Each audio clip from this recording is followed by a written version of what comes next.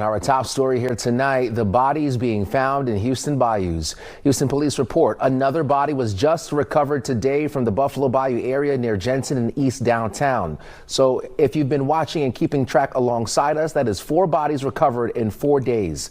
Today is Thursday, and sadly, a U of H student has been identified as one of the bodies recovered from the Brays Bayou area on September 15th. That's Monday. She was reported missing days before. Sherman DeSalle has been covering this story for a couple of days now, and Sherman, it is scary stuff here, but just kind of fill us in on what we know so far. Yeah, it's definitely a cause of concern for a lot of our viewers, and many have made some speculations online about something maybe more nefarious happening here, and that's understandable.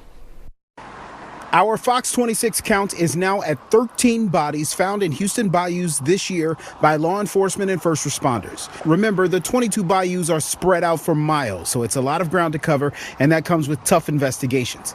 Here's what we know. HPD confirms a male body was recovered from Buffalo Bayou on Jensen Street in Edo on Thursday. Our camera caught officers and a dive team on the scene around 3 p.m.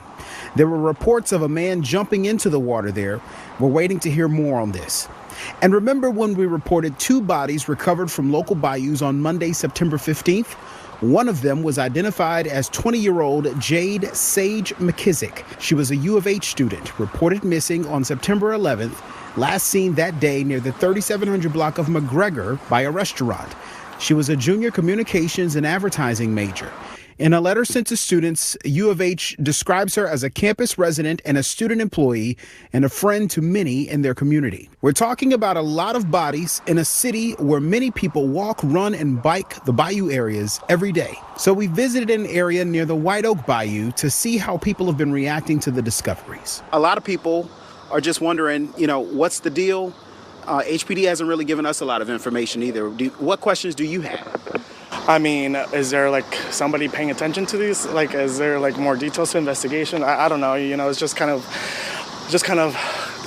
scary at this point. When it's that many coincidences. There's not such a coincidence that happens multiple times. There's long-term plans and there's short-term plans. And I would hope that the short-term plans are in effect, and something is being done. Someone's patrolling, or someone's watching over cameras or lights, or anything's being done right now.